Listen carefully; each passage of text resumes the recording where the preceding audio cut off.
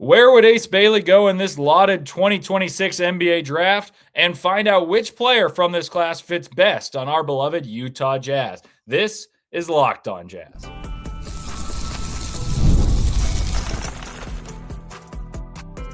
You are Locked On Jazz, your daily podcast on the Utah Jazz. Part of the Locked On Podcast Network, your team every day. What's up, Jazz Nation? Welcome into Locked On Jazz. My name's Leif Tulane. I'm excited and honored to have the opportunity to fill in for David Locke on Locked On Jazz. For those of you who know me, well, thank you guys for tuning in again. For those who don't, I'm a statistician for the Jazz, draft nerd, and die-hard fan of the Utah Jazz. Thanks for making Locked On Jazz your first listen each and every day. And remember, Locked On Jazz is free and available on all platforms, including YouTube at Locked On Jazz, where the best way to help us grow is to comment anything below. And today's question is, where would you take Ace in a 2026 draft? And also, in a redraft, where would you take him? I got a mailbag edition of the show today for you guys addressing burning questions you guys sent in. Firstly, where would Ace Bailey go in this year's draft? If we draft Kingston Flemings or any guard, what does that do for the playing time of Ace Bailey? And then I'll give you guys my best fits for the Utah Jazz in the 2026 NBA draft. That's all ahead. So let's dive right in. So I spoke yesterday in depth about Ace Bailey and where I see his growth leading to. And in some, I recommend listening to it, but in some, I see him being a very valuable piece by the end of his rookie deal, which is by year 4. So I have him being a real performer and a factor for the Jazz as they go forward and hopefully are a playoff team. So it'll be really interesting to do a redraft now versus where we see that class in a couple of years, because, of course, other guys are going to grow and some are going to fade with last year's draft class. Ace was picked 5th. And the question, I guess, is, does he still go at 5? Does he rise? Does he fall in the draft? And I'll dive into that in a little bit. But I think it's safe to say that this class is deeper, the one that's coming, and has top heaviness as well. So does that push Ace Bailey down? Maybe a little, but let's logically think through it and talk about these different prospects and just recognize how talented and rare a prospect Ace is. Ace does not pass entering the draft he was in. Like, I don't think he's going to go higher than where he went in the draft he was in, but I'm also not factoring in pro form. Like, I'm just going to think about it as a prospect from last year versus a prospect from this year. And the top heaviness, I think, puts him undoubtedly behind Darren Peterson, AJ DeBonsa, Cam Boozer, and Caleb Wilson. I think that's the line of like where, I don't have an argument for Ace ahead of those guys based on their draft profile. So he's going 5th or lower in this class, and that's not a slight to Ace. And I think right now the consensus number 5 is Kingston Flemings, and he looked the part. I watched this game against Iowa State last night, and he can really play. He can really, really play. I will say, from my own perspective, I think Mikael Brown has even more potential than Kingston Flemings, but he's a little more raw. He's not quite there in terms of the physically ready side. He's more gangly and less explosive. But there's a world to me where he's a better player and an all-star at a higher level than a guy like Kingston Flemings, who, depending who you talk to, different scouts, different podcast hosts, whomever, some have Flemings above Boozer and Wilson. It's an out there take, but it's not one that is unfounded based on how well he's performed. So he's been really good. Then there's, of course, Keaton Wagler of Illinois, along with Mikael Brown, like I mentioned. And I think that's kind of the 7 where you could really compare them to Ace Bailey. I think there's 4 that are ahead of Ace Bailey. I think all those guards I just mentioned, Brown, Flemings, and Wagler, and Ace Bailey are all in a similar tier. And I loved Keaton Wagler early, but I do question his long-term upside as a star, because when I first saw him, it was more like, oh, this guy can play and he's really underrated. He can shoot. He can play multiple positions. But I don't think he's got the burst in his game to make him an all-star. But you know what? Like, I don't want to lose stock after being one of the first to have stock, if that makes sense. As a prospect, I think without factoring in what we've seen now from Ace Bailey, which is good. It hasn't been great. It hasn't blown us out of the water. Like, he hasn't been so good that we have to reevaluate like Donovan Mitchell was, and he was clearly going to be a top couple player in his class, though he was picked below 10. I think as a prospect with factoring Ace Bailey, like seeing what we've seen, there are some differences. And I think if you talk about Ace Bailey ahead of seeing the NBA, I think you're probably saying he's better than a guy with a similar build to him, like Nate Ament, who struggled at Tennessee. He's probably ahead of Chris Sinak from Houston, who's been a bit of a Jekyll and Hyde, ahead of Koa Pete and Braden Burries. seeing what we've seen in the NBA, I think the lack of opportunity to show stardom, I think there's a world in which some people would perpetuate some of those guys ahead of Ace Bailey just because Ace Bailey hasn't had a ton of time to show it and or the shots to show it.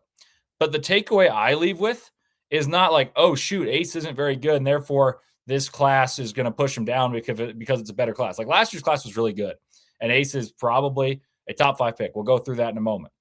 But this class is absurdly talented, is the takeaway I'd have. And if Jazz fans should be ecstatic, they should be excited, because if it's seen as likely by execs to get a player that projects to be better than Ace Bailey, that means that you're getting a really good player, because I think Ace Bailey is going to be an 18 a game guy by year 3, year 4.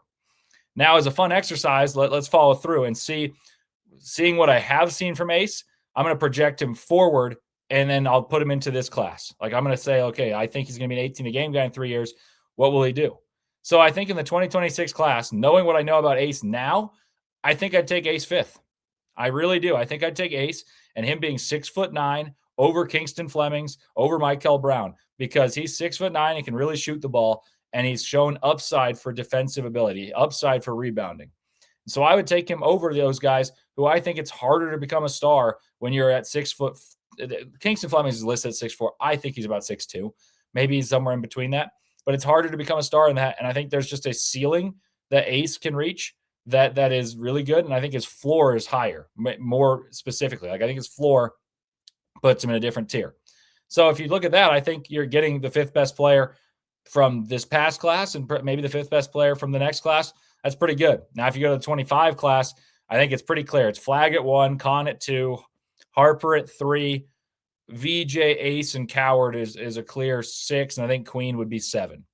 So, like, maybe right now Coward's a better player than Ace. I'd take Ace in the long term. I think Queen's got a case for, like, high time upside, but right now I think you'd probably put him at 7. So, like, Ace is 5th in his own class, 5th in the next class. And regardless of class, what you're finding out is Ace is 6'9", can shoot the ball, has athleticism with defensive upside, rebounding ability that's already there, and will play in the NBA. And I think is likely to usurp guys in his class that are seen as ahead of him, rather than fall below guys that are coming up. Like, yeah, Kingston Flemings is good. Yeah, there's other guys coming up. But really, it's hard to find a better prospect with more tools than Ace Bailey. I think there's a lot to Ace we haven't seen. The more I think about this prompt, the more I think the Jazz have the capacity to land 2 top 10 guys from the last 2 classes combined. And if you put them together, I think you also land this guy by the name of Jaren Jackson Jr., who's an all-star and an all-NBA defender. So I'm super excited about the future. I'm very bullish. Well, we'll talk about a few more of these questions in the mailbag next on Locked On Jazz.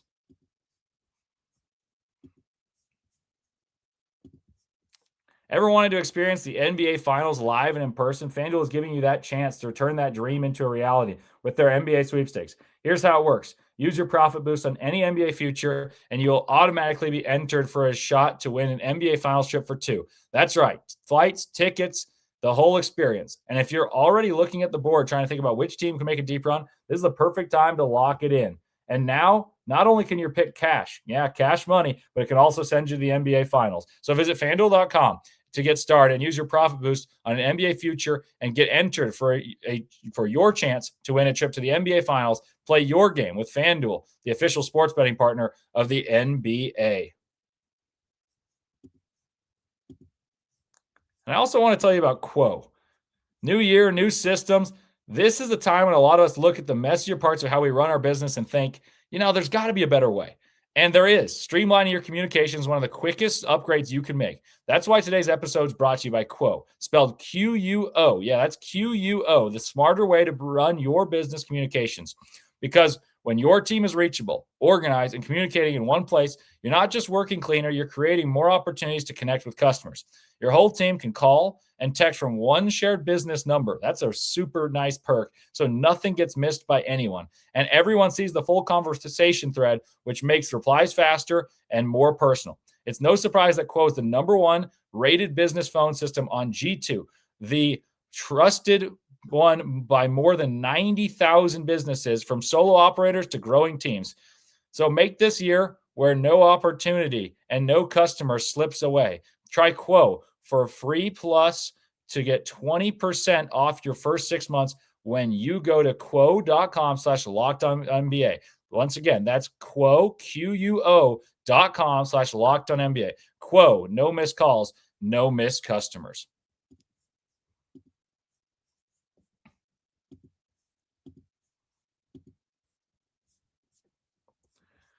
All righty, guys. Thank you guys for tuning in, of course, and welcome back, Jazz fans. And if you already listen to Locked On Jazz all the time, which of course the everydayers do, get Locked On Jazz ad-free with the Everydayer Club, plus some members-only Discord access. Join at lockedonjazz.supercast.com. For all the all-access members, you guys know I give 3 draft breakdowns a week, and David Locke's got a ton of special Jazz content talking to you guys, as well as you can chat with us on the Discord for just $1 a month or $50 a year. So welcome back, Jazz fans. Leaf Tulane with you here. It's a mailbag edition, and I was asked to discuss the possibility of drafting Kingston Flemings, and if that happens, what happens to Ace Bailey, and what happens to some of the other youthful guys on the team? Does it displace Keontae? Does it displace Ace? And like I said in the segment prior, and that's why I tried to pair these up, I think it's presumptuous to assume any guard not named Darren Peterson will be better than Ace. And I really feel that it's a possibility, but not something you can assume. And that's not a slight to Kingston Flemings. It's not a slight to Michael Brown, any of those guys. I just think 6'9", 19 years old, rare athleticism is extremely rare, especially with the ability to put the ball in his hole. Like, I really think that Ace can shoot the ball better than he has, will shoot better than he has. He gets stronger, he gets better on defense. Like, the holes in his game are so easily fixed that I'm kind of more bullish on Ace than I am on anyone other than the top 4 in this class. The more I've talked about it, the more I've thought that. That said, let me break down Kingston Flemings for you guys, and there's a lot to be excited about. I think there's a world where Darren Peterson starts over Ace, and Ace comes to the 6th man. I think AJ would also displace Ace from the starting lineup, but I'm not really sold that Flemings, Brown, Wagler are all better than Ace. Could they be? Sure, but that's my take. But the other angle to take this is, if the Jazz, what's the fit if the Jazz draft 5 or lower and they take a Kingston Flemings? So let's talk about it from that perspective. Flemings is listed at 6'4". I'm skeptical of that. I've been skeptical of guys before in terms of their height, and it actually hasn't mattered. But in the case of the Utah Jazz, I'm scarred by diminutive backcourts of Donovan Mitchell and Mike Conley, of both of whom I adored. But the issue was defense. In the case of Flemings, he's playing at Houston, so everyone assumes he's good defensively. Kelvin Sampson's ridiculed his defense many, many times. That's the coach at Houston. So I do think that's another assumption. But if he's 6'2" rather than 6'4", he and Keontae George all of a sudden are a small backcourt. With that said, measurements aside, he and Keontae play very differently than one another. So let's discuss the hypothetical fit between them.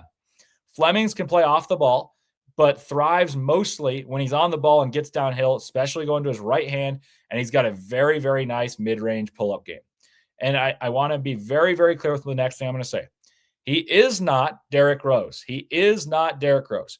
But just to give you guys perspective, his burst into space and stop on a dime because of the threat of his speed and then elevates and scores has some Derrick Rose appeal to it. It's different than De'Aaron Fox, who's a long strider. Flemings is strong, stout, and goes super quickly and then elevates, and he's got a silky smooth mid-range. Like, that's the most impressive thing I watch him do. The thing is, are you going to move heaven and earth for 4 years to have a 6'3"? Let's split it in the middle. 6'3" 2 guard alongside Keontae George. Particularly naturally gifted as playmakers, they both are serviceable. And then if he's a point guard, what happens with Keontae? Many see this as a great fit. And I want to be clear, like, there's guys I really respect talking basketball that are saying this is a great fit. And I see what they're saying because Keontae is more of a, on-ball threat to score, but he's not going to blow by you. He's more of a hider on the pick, score the ball when he drives. He can pass. Flemings is just dynamic, fast, aggressive. And if the Jazz took Flemings, I could see him really shine. I could see Keontae and Flemings work well together. But I would expect Ace to start immediately.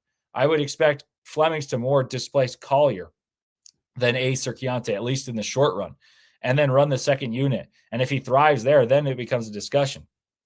I also could see kind of a role similar to what second-year Keontae George playing alongside Collier. Collier running the one, and he's asked to score and take the responsibility off of his shoulders.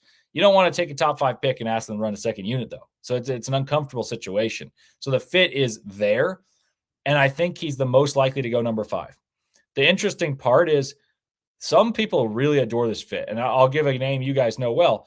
They love the fit next to Keontae. Tony Jones and many other basketball brains. I believe it was in a conversation with Kyle Collinsworth, who was a triple-double machine at BYU in the early 2010s. They really valued the fit. And they said, you know what, Keontae and Kingston could be a dynamic backcourt for years to come. Could be great and take the Jazz to new heights. I believe them. I see it. I just think I value size and shooting so much, I would lean toward Ace being the starter. And so to answer the initial question of does it displace him? No, I don't think it necessarily does. Could it? Absolutely. And then the thing that holds a lot of water, in my opinion, that they make a strong point of is I've been so skewed to wanting size and wanting a two guard who's 6'8" and can play 2, the 3, and if you're really in a pinch, the 4, can shoot the ball and all this stuff.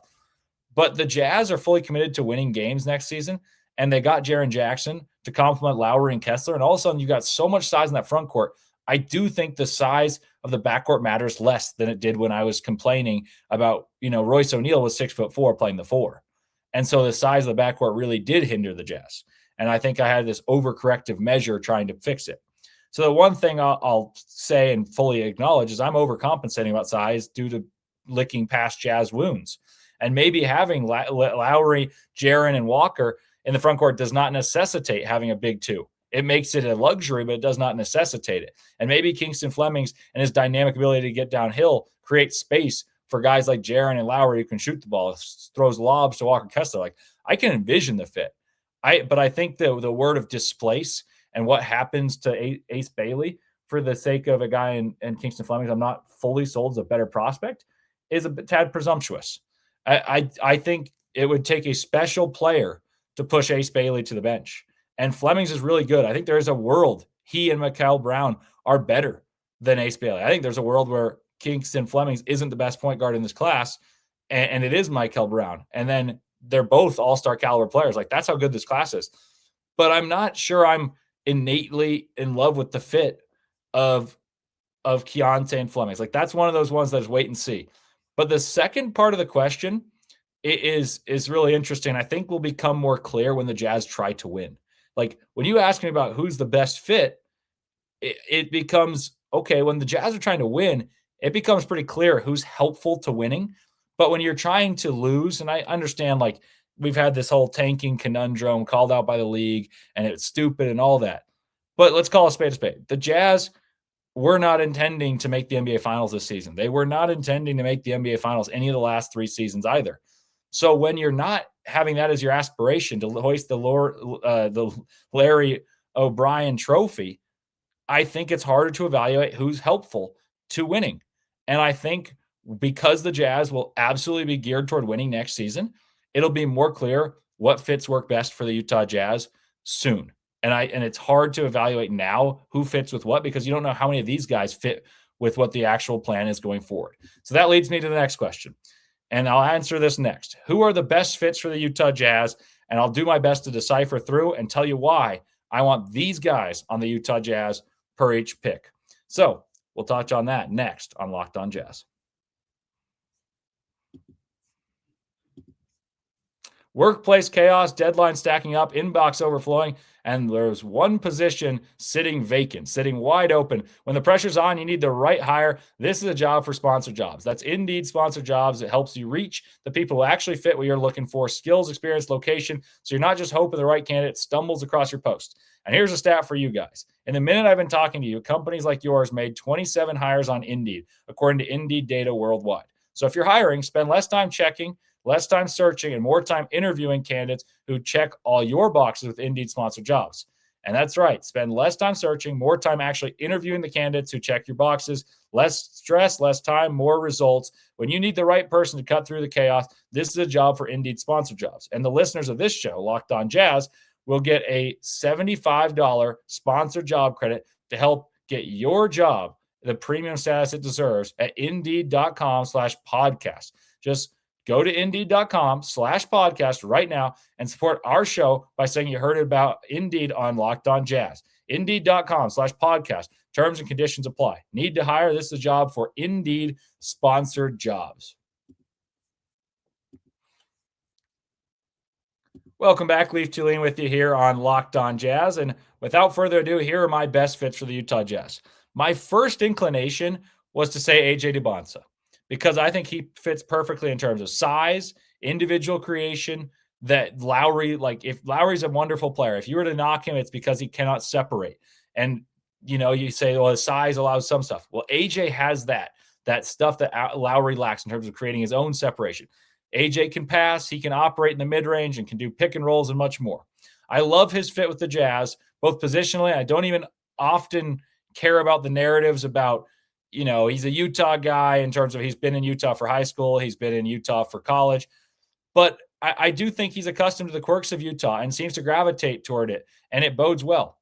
He also has this engaging personality that fans would enjoy and is a very hard worker on his craft from everyone I've spoken to, but also I think you can see it in the way he improves from game to game. That was my first inclination. But as I prepared this episode, and I wrote that out as a note to get to, I convinced myself the better fit, despite being shorter, despite having fewer assists, is Darren Peterson. Because, and I'm not doing this just because I think Darren Peterson's better, which I do. But I thought about this. He shoots it better, and he's more adept off the ball while being what I consider a generational in-hand scorer, lead guard type, the best guard that I've seen come up. And he's better off the ball, so he can help Keontae George in that aspect. He can help the team with the ball in his hands and is perfectly comfortable without the ball in his hands, playing alongside a guy like Melvin Council right now at Kansas, and he plays off the ball, comes off pin downs, comes off flares, knows how to attack, shoot off screens, attack open space, attack closeouts, drive without as many dribbles. And that's the biggest thing. Like AJ is a more proven passer. I think he's a better manipulator of the game than Darren Peterson, but he's super ball dominant and he dribbles nonstop. And you may say, okay, with NBA spacing, there's less of that. And you may well be right. But I think it's pretty obvious what Darren Peterson's fit is. The guy will come in and score 20 from day one in the NBA, and all of a sudden he might be up to 30 soon. He does that. He shoots really well. And if he's 6'6" with a 6'11" wingspan, you're not lacking for size. He's actually the more talented defender at this point, I would say. AJ, I think, has a level he can turn up and become a better defender because he's bigger. But right now, Darren's a better defender, and he's far better at catch and shoot shooting. And Will Hardy gets guys open looks. And so to me, that is an important part about fit, if we're talking just about fit. So that's not about ability, but I'm talking fit, and I think that matters. So if we're not talking the number 1 and 2 picks, in my opinion, the next fit for the Jazz could be, a strange one, because like I think if you build the team out around Cam Boozer, I think he fits very nicely, because Cam Boozer is the type of guy that you put Jaren to the 5 and they play very nicely. They coexist beautifully. But that's not a fit innately, because that pushes Walker Kessler out, or you bench Boozer. So like that's not the fit. I just want to draw that out. I do think if the Jazz draft Cam Boozer, he and Jaren Jackson and Lauri Markkanen fit beautifully. I do think that sends Kessler to another team, though, and the Jazz try to get value for Walker Kessler rather than paying him $125 million for a couple of years. So the first name I'd mention that's outside of those big guns, I think I'd mention Keaton Wagler for fit. I don't think he has quite the same upside as some of the other guards. I think Michael Brown's got the highest upside of the guards. I think Kingston Fleming's probably the closest, like his floor and his upside is the closest together. But what Wagler does and makes him such a good fit for the Jazz, and this is Keaton Wagler of Illinois, 6'6", plays the point guard, and he is an elite shooter. Can shoot off the bounce, can shoot open shots, can get to the rim, gets to the free throw line very well. What he lacks in speed, he makes up for in kind of just guile and in intelligence of how to manipulate the game and pick the advantages that he sees. He sees someone switch, he drives. If he sees someone sag, he shoots. And he processes the game very, very well. And the reason he fits with the Jazz to me is he can do multiple things. He can step in and play with the ball in his hands and distribute. He can shoot off the dribble threes, which is a huge weapon. The Damian Lillards, the Steph Currys enlightened us to that. He can do that. He also 6'6", rebounds the ball well, passes the ball well, can play the 2 guard and thrive next to someone like Isaiah Collier, draws a ton of attention, and Keaton Wagler just has to shoot open threes. He can develop as he gets stronger, because his biggest negative is a lack of physicality, because he's very slender. I think there's a room where if he's really good really early, he plays a lot. And if he's not, you play him and play to his strengths of knocking down open shots. I really think that Keaton Wagler fits a lot of what the prerequisites for a plug-and-play player to go anywhere. Shoots it well, has intangibles, plays wise beyond his years. And that's not specific to the Jazz, but I think it's specific to the NBA. If you shoot well, you're big for your position, and you're smart and you rebound, you got one other skill outside of shooting, not to mention he's a very good playmaker. I think that fits very well in the NBA. Another one that intrigues me, I don't think this is as natural of a fit, but as I covered Locked On Wildcats, I've watched a ton of Braden Burries, and there's a non-zero possibility he's Devin Booker 2.0. Scores from all three levels, is able to play on the ball or off the ball, rebounds the ball, competes on defense, and I think him as a little bit slower of a build than a guy like than Kingston Flemings, but he comes in and can play behind Ace Bailey. Or if he's really excellent, you supplant Ace Bailey and you have a guy who can score from three levels and grow in your culture, in your own cultivated environment, alongside guys who are really accustomed to scoring the ball. Because some people, when this is a debate always, like, do you draft the star in college who now has to play a role? Do you draft a role player who you want to ascend to a star? I think he's a guy who stars in his role in college already, has all-American ability on one of the top teams in the country, but he's accustomed to playing a role. He's accustomed to scoring in a pro-style offense that comes off of screens. He's able to play pick and roll. He's able to come off of pin downs, shoot from different levels.